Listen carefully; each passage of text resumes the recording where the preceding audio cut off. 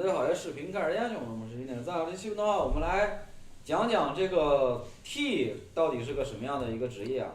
首先，我们来说一下这个职业的一个技能。这个职业的技能分成两个，一个是防御体系，一个是输出体系。选择防御体系的话，自然而然就是我们的 T；选择输出体系的话，就是我们的输出。啊，正常自己打本的时候，基本上是用这个输出体系去打。然后我们打团的时候啊，大部分情况是选择这种 T 的方式啊。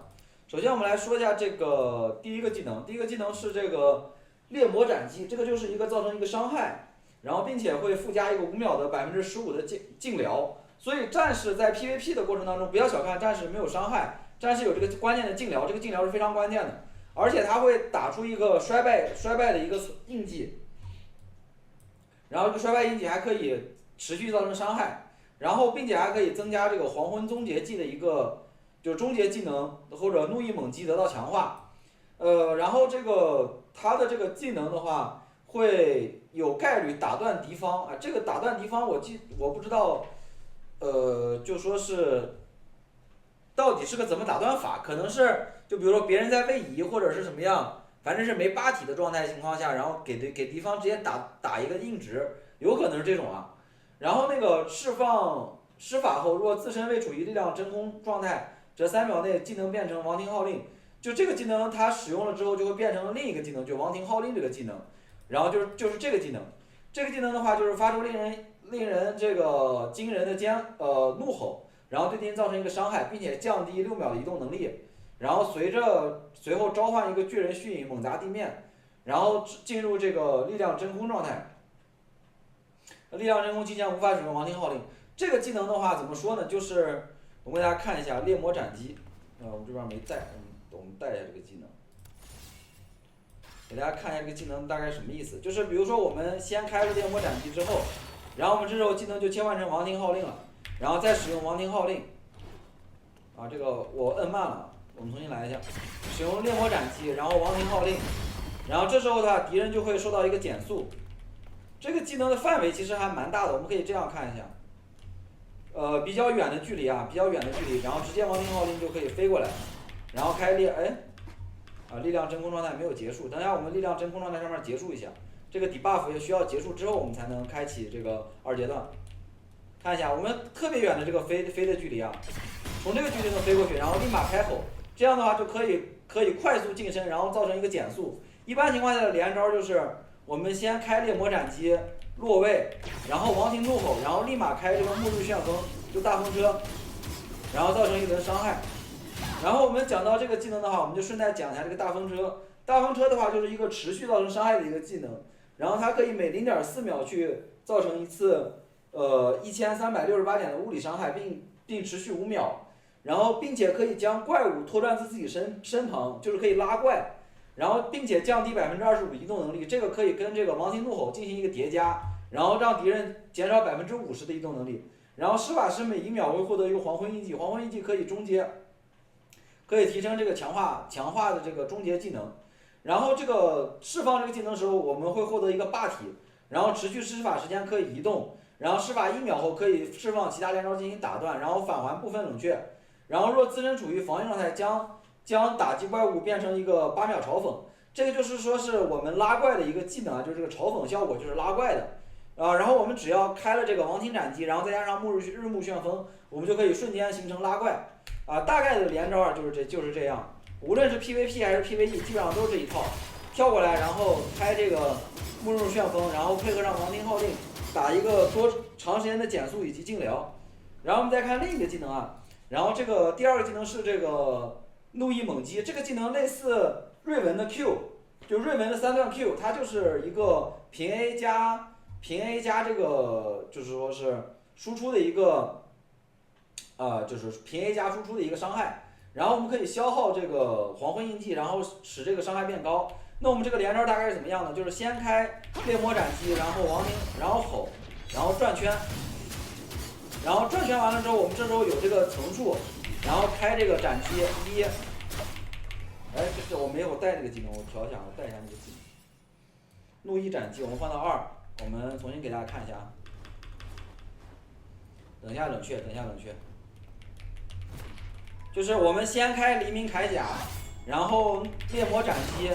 然后亡庭号令，然后转大风车，转完大风车以后能量点全部攒满之后，然后紧接着3次怒力斩击，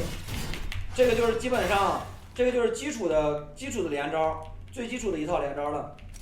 然后的话，我们刚刚带的这个技能还有一个黎明铠甲，这个技能的话是基本上 TB 必带的一个技能。这个技能本身的话，它会获得一个霸体时间，其次的话，它还会这个获得这个黄昏印记，然后本技能低于35%血量时会获得60%的减伤。这个技能的话就是一个肉的技能，而且它的持续时间特别长，它这个护盾能持续20秒，然后并且的话，它的 CD 也只有20秒，所以战士的自身护盾的体量其实也蛮高的。然后连招的话也可以选择，就说是先放恶魔斩击，然后开亡庭号令，然后日暮旋风去打，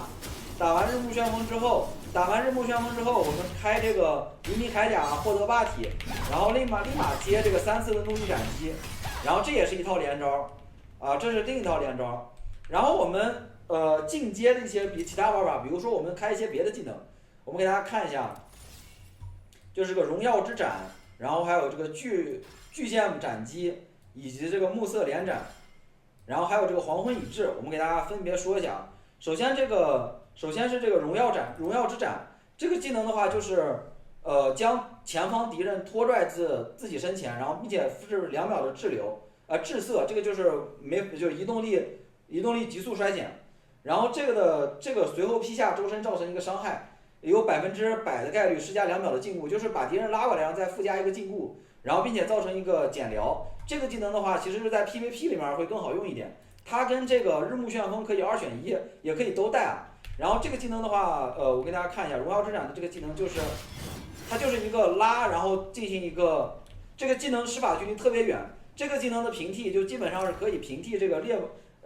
魔顺斩。就猎魔顺斩和这个荣耀之刃可以2选1，也可以选择2个都带。如果2个都带的话，就可以进行一个超远距离拉敌人。但是我觉得这样带的话，会让战士进入到一个比较危险的位置，所以我觉得优先，就这2个技能2选1吧。就荣耀之斩是这个猎魔斩击的上位替代。然后我们再看第2个技能，这个巨剑挥斩。巨剑挥斩的话就是锁定目标，然后召唤一个剑阵，然后持续的伤害并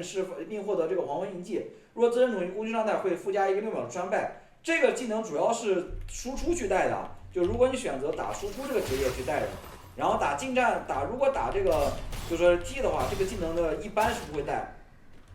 然后我们再看一下这个暮色斩击。暮色斩击这个技能的话，就是一个释放双剑，然后去打伤害的一个效果，然后获得1秒霸体，然后最终以100%的概率去给敌方造成一个悬空，也是一个控制技能啊。然后若自身处于进攻状态，则每命中敌人2秒后，为其施加一个衰败。这个技能的话，无论是坦克还是输出，在 PVP 其实都可以带。我们的连招，比如说用这个荣耀之斩把敌人拉过来之后，用1技能把敌人拉过来之后，然后打2下平 A， 然后暮色连斩再给敌人来一下，这样的话就可以直接让敌人进行一个浮空。那么战士打控制的能力其实也是非常不错的，所以我们可以考虑使用这2个技能连招，先把敌人拉过来，然后再把敌人打浮空。这2个连招稍微中间我们控大概1秒左右，然后这样的话就可以形成一个4秒的一个连控，特别容易针对敌人的奶妈，把敌人的奶妈拉到自己的脸上，然后进行一个2段控制，让队友打一个更高的输出，然后再配合上队友的控制，看看能不能一套把对方奶妈秒了。这个技能打的配合好了的话，其实还是效果还是非常不错的。然后我们再看一下这个最后一个技能，就黄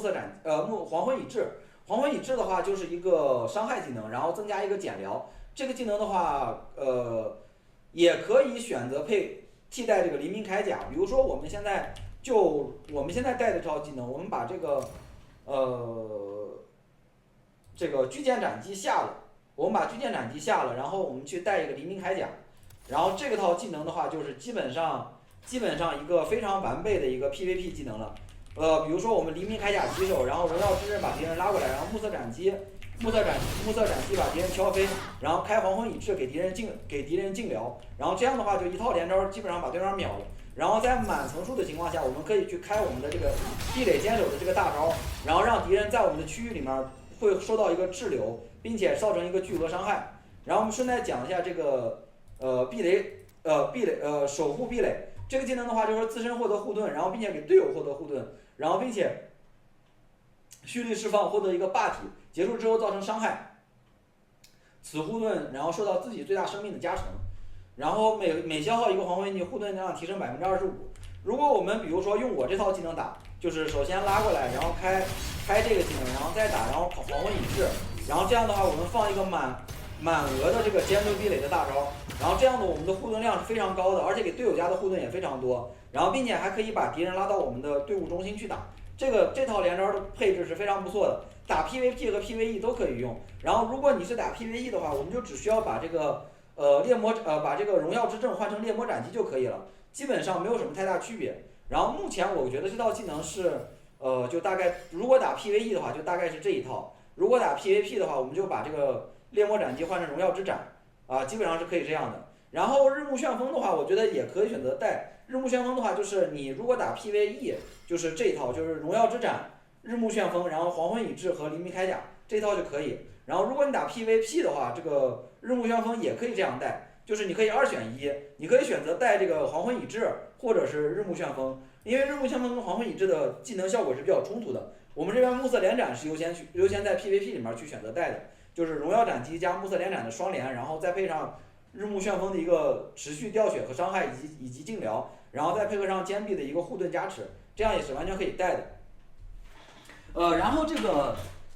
战士的这个密偶和人脉怎么选呢？我觉得人脉这方面的话，基本上其实都能带，就是比如说像这个什么，只要带一些负面状态的吧，基本上都能带。你像午夜诗篇，这个也是可以带的，因为加这个穿刺，然后还有这个减伤的这种效果，这个是可以带的。然后，还有这个，这个就是奥黛丽的这个技能是肯定可以带的，因为战士可以自己回血是可以的。然后这个帽子戏法就表演戏法也是能带的啊，这个也可以带的，就是暴走齿轮也可以带，就是暴走齿轮这个技能也可以带，加盾的这个技能也可以带。然后基本上其实你就带这个回血，然后加盾，然后通灵也可以带，然后我是一条狗这个也可以带。其他的就不太推荐了，然后这个还债这个技能怎么说呢？也是打输出的，也不太推荐嘛。然后其他的就没有太合适的了。然后人脉，然后密偶技能的话，有一个我看啊，密偶技能的话可以选择带声光锤灵解控，这个是可以带的。然后还有一个这个狒狒助阵，这个战士也能带。狒狒助阵也可以选择，就是战士也可以带狒狒助阵，因为狒狒助阵的话是给全队加属性的。战士本身没有太多输出，然后带这个的话给自己家的 C 加输出是可以的，这个也可以带。然后如果没有的话，也可以带这个灵蝶附身，这个回血也可以。然后除了这个还有这个，我看还有这个也可以带，就坚壁给队友加盾的这个也可以带。然后其他的就没有什么太多的了，其他的就没有什么带的了。啊，这个也可以带，这个浪甲回旋这个也可以带，这个的话就是给敌人降低一个这个虚弱减伤害的，这个也可以带。